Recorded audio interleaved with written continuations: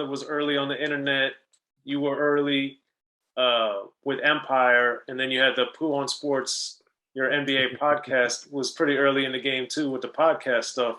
So what made you early on in the game for that world want to get into that? I love sports, man. Um, I know way more about sports than I probably would ever know about music. I just wasn't talented enough to play sports, or I wasn't dedicated enough. Either or, I don't know. But I love sports, and so at the time, to this day, I still wish I never stopped when I first started because I didn't know how big podcasting was going to be, but it was just something. It was new at the time, but I saw some. I was like, "Yo, this is a chance for me to talk about something I know, right, from a fan's perspective, sort of like bring the barbershop to a podcast." That's what was my intentions. Have those silly sports arguments, record them, and put them out for people to hear. And that was the inspiration for it. And I enjoyed it. It gave me reprieve from music at the time.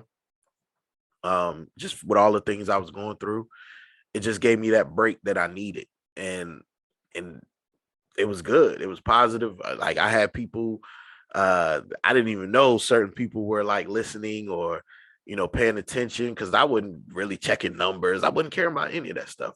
I was literally just doing it. And I didn't really know how many people were gravitating to it until I stopped doing it. And then it was like, yo, you bringing Pool and Sports back? Yo, why'd you quit? Yo.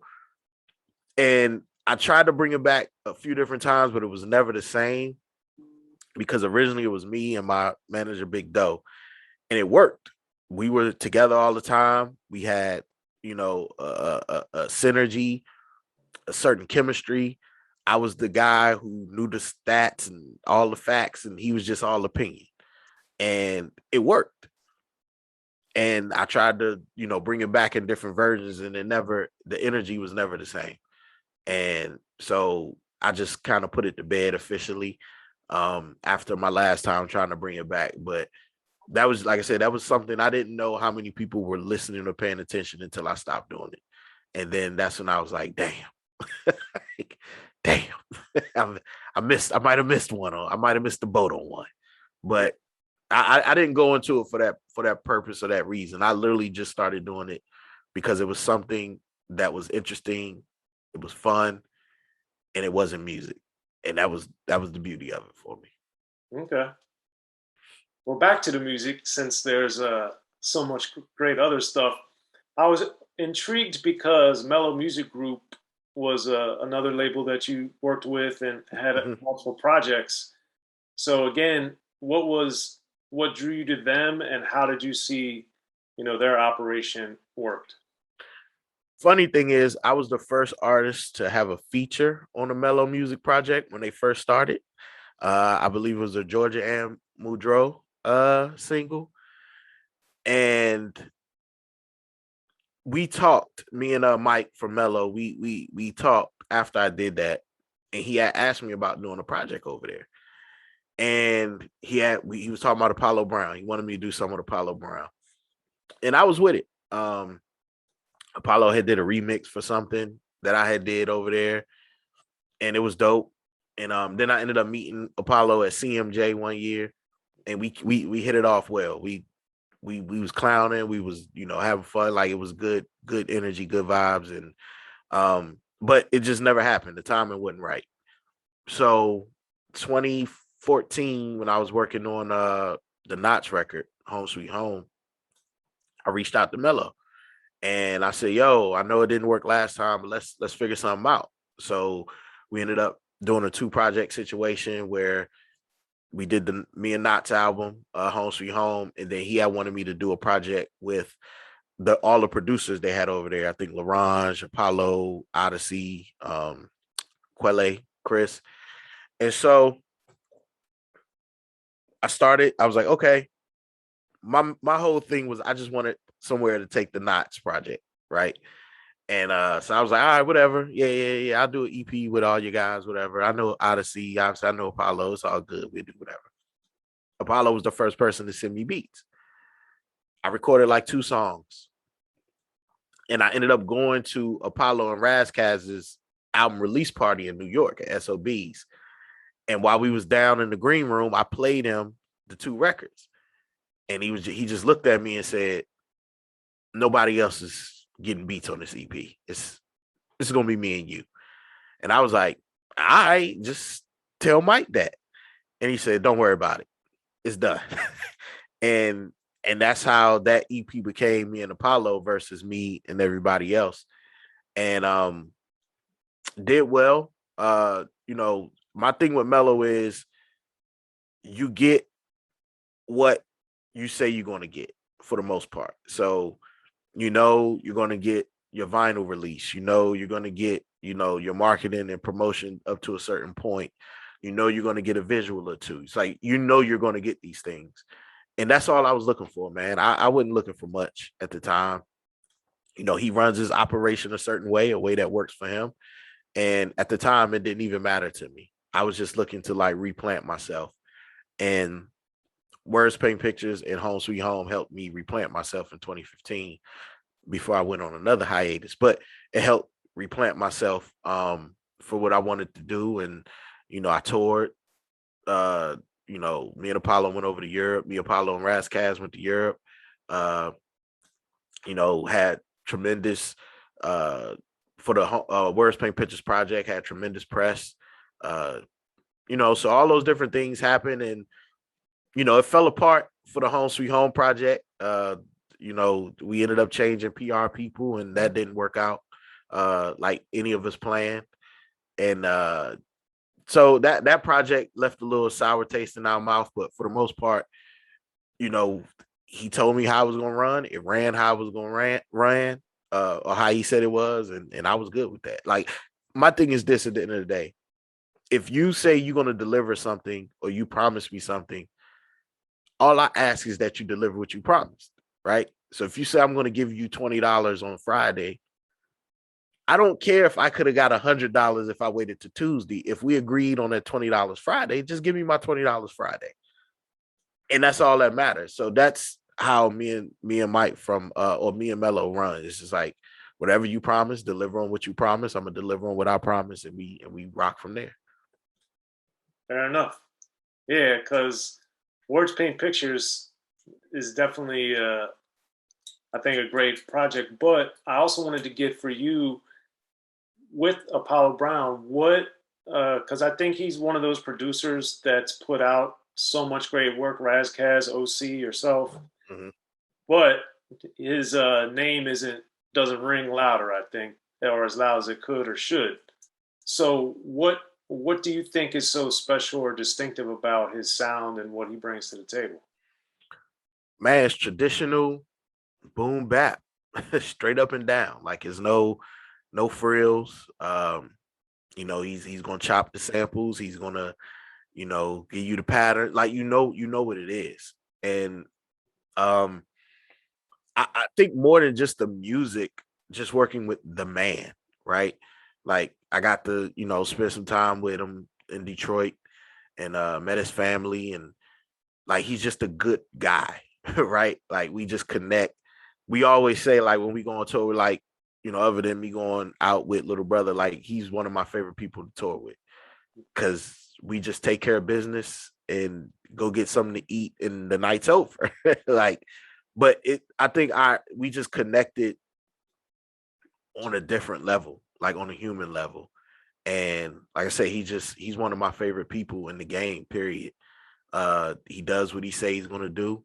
I appreciate the fact that he has his own schedule, and it's created around his family time, where most people it's the opposite. It's like family time comes after work. He works in reverse. And I appreciate that. It's like, you a man about principle. You know what I mean? Like, and so, just like I said, just doing that project at the time when we did Words Paint Pictures, I think I was coming back from doing, Dirty Pretty Things and Fat Boy Fresh Volume 2. And I was slowly coming back to boom bap. Like I had went away from it for a little while, and then I was slowly coming back. And when I got with Apollo and then Knots or Knots and Apollo, like that was like me officially like, okay, I'm back in boom bap land. Like you don't get more boom bap than Knots and Apollo Brown. And it was like me officially coming back. And some of the same things I got when I first started working with Ninth, some of them feelings and that inspiration I got working with Apollo.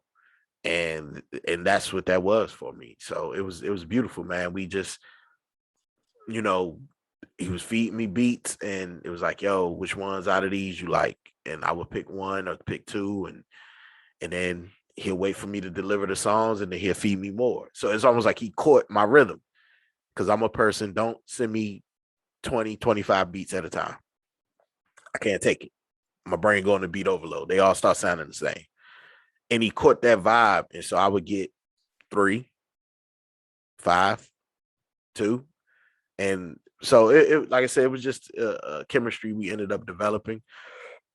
Excuse me. And it developed pretty quickly. And to this day, he's still one of my favorite, people to work with, people to tour with. And we just have a good time. Nice. Okay. So what's going on with the album you're working on now? Album I'm working on now, man, it's like the first time Fonte has been involved in any solo project of mine. So we decided um, during the pandemic that I was working on Lute's album, executive producing and A&R and that. And he started working on he's working on Zoe's album. Then he started working on his artist Be My Fiasco, who album come out on the 15th. And I was like, yeah, man, I think I want to do another project. And he was like, yo, can I executive produce it? He was like, I know you. Well, he didn't really ask. He was like, yo, man, I know that's normally your time to, go off and do your thing. So I never really wanted to interfere with that. Like I understood how important that is to you. And I was like, look, man, I'm just at a point in my career where some of them things that mattered 10 years ago, they don't matter today. Like I know I'm nice. I'm not rapping to show people how dope I am anymore. I'm rapping because I have something to say. And I would be more than honored to have, my brother, somebody I went through all the wars with, to help me. Like I can't think of anybody else better than you to help me put this project together. It's like you have this resource, use it. And so that's, it was decided then that he would be involved. So just slowly building it out, man. I have, my goal for this one is no samples. So I'm not gonna have any samples. I'm having stuff replayed, trying to match feelings, but just replays. And I still want it to sound like it's samples on it, but it won't be any samples on this project. So that's a new endeavor, but I'm having fun with it. It's a story. I think I fell more into where I belong in the storytelling mode. Uh, and so it's gonna be a story, man. It's gonna be fantastic, top to bottom, real compact, probably about 10, 12 tracks total. I know people going to the 16, 17. They're making Master P length albums again. But I like to keep mine short and repeatable. And so, just taking my time. I want to show people my growth with my writing and just taking my time with it. Well, there it is. All right. Well, anything else you want to add before we bounce? Yeah, man. Just make sure y'all go check out that Lute album, Lute, Dreamville Interscope. Uh, real proud of that project, real proud of him, first and foremost, but real proud of that project. Just took a lot of time. It took us like a little bit over 2 years to really get it how he wanted it. But, just thankful that he had trust in me to help with that part. Like you got to have real trust with somebody for them to, he was my first client as a manager. And this was the first person that allowed me the space to A&R project and his debut project on a major label at that. So, just real appreciative and gracious of the trust he had in me. And y'all go check that out. Goldmouth out right now, and Be My Fiasco, Where I Left You, I believe that's the title, is coming out on Foreign Exchange Music. That'll be out as well. So prepare for the storm, man. We got a lot more music on the way. A lot more. So since you're a self-proclaimed not an industry person, what made you want to be a manager of all things, where that's where you got to be in the industry, right? In the industry the most. The crazy thing, I didn't really know if I wanted to be a manager per se. I just knew that was what Lute needed at the time. I wanted to more be, which I was able to do, and that's A&R. Like I wanted to work on projects. And the beauty of this situation is I do have a partner, my former manager, Big Do, who pretty much handles his day to day. I literally went from working on and touring, made a little watch with Little Brother, to working on Lute's album when the pandemic hit. Like that's when I was able to get, knees and elbows deep into his project. So, having that partner that takes care of all the day-to-day stuff for the most part and deals with the label and all that stuff allows me to just do the part that I want to do. And that's work on music. And, I don't know how it worked out if I didn't have that person who was willing to do all of the stuff that I really don't want to do. So that's part what keeps me able to to do how I want to do. Like when they went Dreamville, that Revenge of the Dreamers was nominated for a Grammy. So they all went to the Grammys. I was in Vegas. I wasn't at the Grammys. I literally pulled up after the Grammys at the Dreamville party. And then I was in the back room the whole time. Like that's me. I didn't want to go. I was like, nah, I'm good. I'll go if your album get nominated for a Grammy. I'll go then. But other than that, I'm good on that. I really don't care to be in that, that scene or any of that. So, the beauty of having a partner, they can go do all that fun stuff that I'm cool on doing. Well, that seems to have worked out well then. Congratulations. Oh, yeah, definitely. I appreciate it. It worked out phenomenal. So yeah, like I said, I'll step out and do certain things because it's necessary, obviously, but plus it's also the thing of once Little Brother got reactivated, we have a cross in fan base. So it's just like me being there sometimes distracts from why we supposed to be there. So I make sure to fall back because I don't ever want to appear like I'm trying to hog your moment. You know what I mean? So I'll fall back on things. And me and him talk about it all the time. He Little Brother fan, right? So, we're on his album. But we talk about it all the time. And I just always assure him, like, listen, man, my thing is my thing. This your thing. If we here for you, I'm going to make sure it's about you and it's not about me.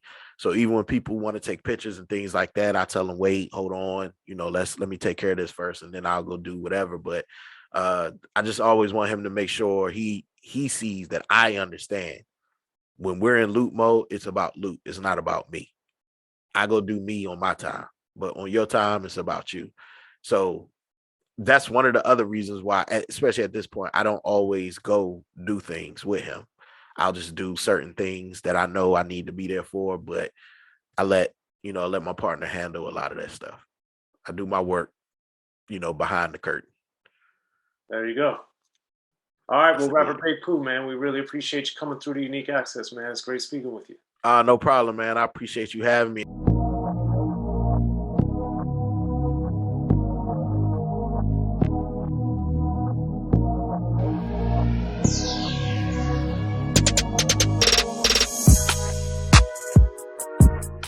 Be sure to check out the History of Gangster Rap by Soren Baker. He's official. History of Gangster Rap features exclusive interviews with Ice-T, Snoop Dogg, MC Ren, the D.O.C, and dozens of others. The History of Gangster Rap, a definitive look at how Los Angeles changed rap forever. In Los Angeles, the streets definitely set the tone of the hip-hop music. At 19, I got a $50,000 car. My whole angle always was, I'll be street, but I will always tell you the horrors that go along with this life. It would be penalties and casualties for just wearing the wrong color in somebody's neighborhood. And once gangster rap made it from the streets to the TV, the genre exploded. With Fab 5 on your MTV Raps with NWA. Yo MTV, it just catapulted us from being local heroes to national gangbang rappers. The History of Gangster Rap discusses it all from 1980 up till today. It's always gonna be shit happening in the streets.